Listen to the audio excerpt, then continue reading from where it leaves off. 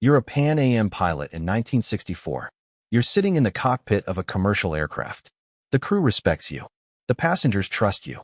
The airline is paying for your hotel, your meals, your uniform, your entire life. You have access to airports in dozens of countries. You are, by every visible measure, exactly who you appear to be. Except you're 16 years old. You have no pilot's license. You have no flight training. You have never once flown a commercial aircraft. And you have absolutely no intention of starting today. This is the story of Frank Abagnale Jr. And before you write this off as some quirky conman story with a happy ending, stay with me. Because this story has a twist that most people never hear. A twist that changes everything you think you know about it. Frank Abagnale was born in 1948 in Bronxville, New York. His father was a respected local businessman. His mother was French. By all accounts, the family had money, stability, a real home. For a while, when Frank was around 12 years old, his parents' marriage started falling apart. By the time he was 16, they had divorced.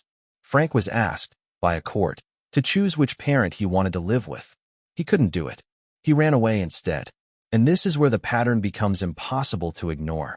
Because Frank Abagnale didn't start his life as a con artist because he was greedy.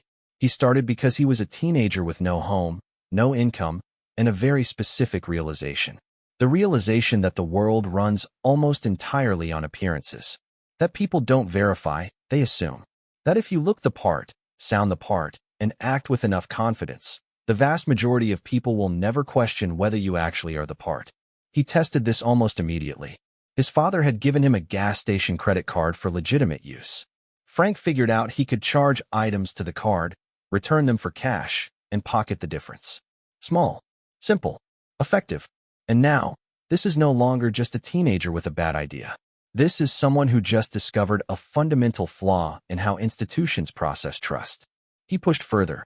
He got a job as a driver for a delivery company, lying about his age. He opened a checking account with a small deposit and started writing checks for more than the account held, counting on the delay between when a check was written and when it actually cleared. Check kiting, a real technique, still used today. He was making money, moving between cities, and learning every single day that the systems designed to catch people like him had enormous gaps. But the real escalation, the moment that turns this from a clever teenager's hustle into something genuinely extraordinary, came when Frank decided he needed a better cover. Because a drifter with no job gets questioned. A professional with credentials gets waved through. He needed a uniform. And he chose the most visible, most trusted uniform he could think of. Pan Am Airlines. In the early 1960s, commercial airline pilots were treated like celebrities.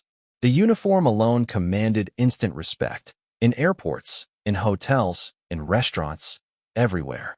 Frank called Pan Am's uniform supplier, identified himself as a pilot who had lost his uniform, and ordered a replacement. He then called Pan Am's crew relations department and, using the information on the uniform to sound credible, talked his way into getting a fake employee ID produced. He researched aviation terminology well enough to answer basic questions. He learned that most airline staff would extend what's called deadheading, free travel, to crew members from other airlines, no questions asked. Yeah, the whole system ran on professional courtesy, and Frank understood that before most people inside the industry did. For the next 2 years, he flew more than 1 million miles across 26 countries. For free, staying in hotels covered by the airline, living a life that cost him nothing.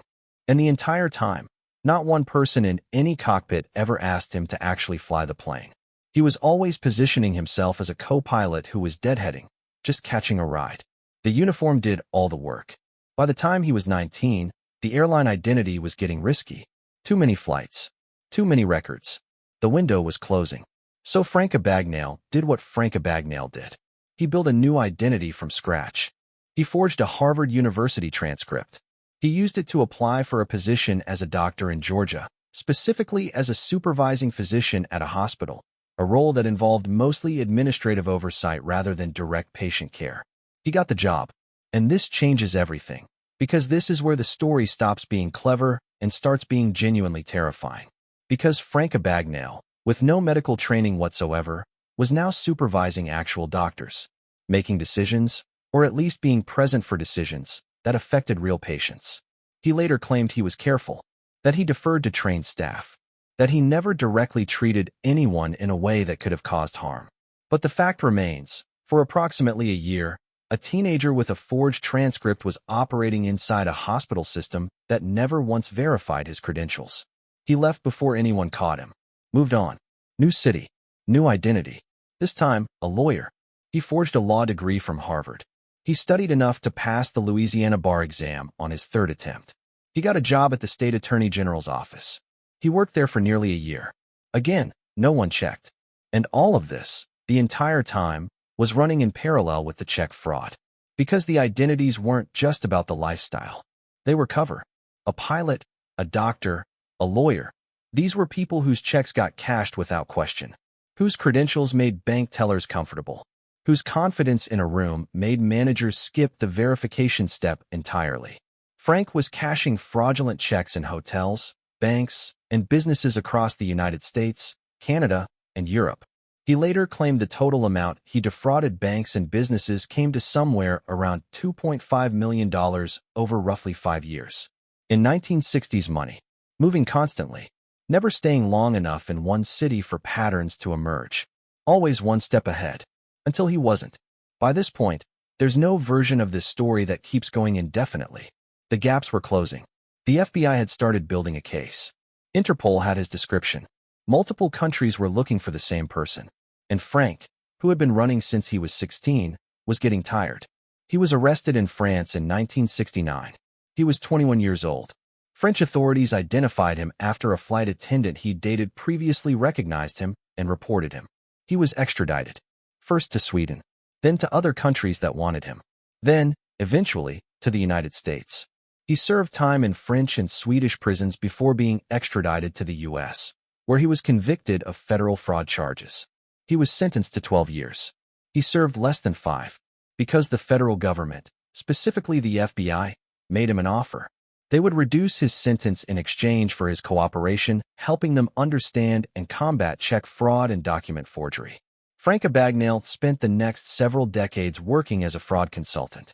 For the FBI, for major banks, for corporations trying to understand how their security systems could be beaten.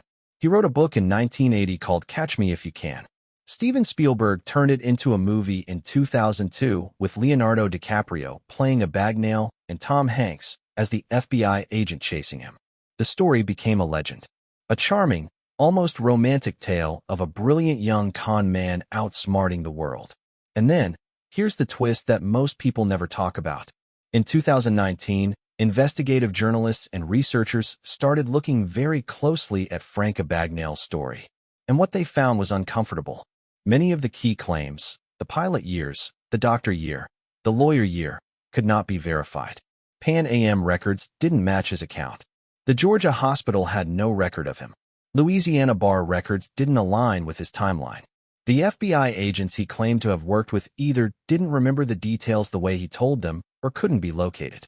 Researchers concluded that while Frank Abagnale had certainly committed fraud and served prison time, the elaborate, cinematic version of his story, the one in the book and the movie and every interview and speaking engagement, appeared to be substantially exaggerated, maybe even largely fabricated, which means the most successful fraud Frank Abagnale ever pulled was convincing the entire world that he was the greatest fraudster who ever lived.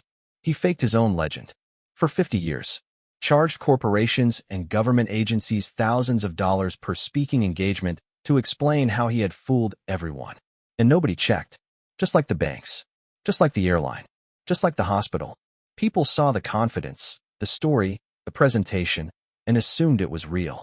Here's what this case actually teaches, regardless of which version of it is true. Human beings are not wired to verify. We are wired to pattern match. We see a uniform, a credential, a confident posture, a fluent explanation, and our brains flag it as legitimate before we've asked a single question. This is called social engineering, and it is, by far, the most effective attack vector against any security system ever designed.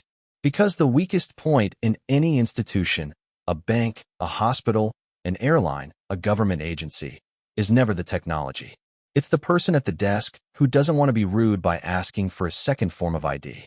It's the hiring manager who's impressed by confidence and assumes the reference is checked out.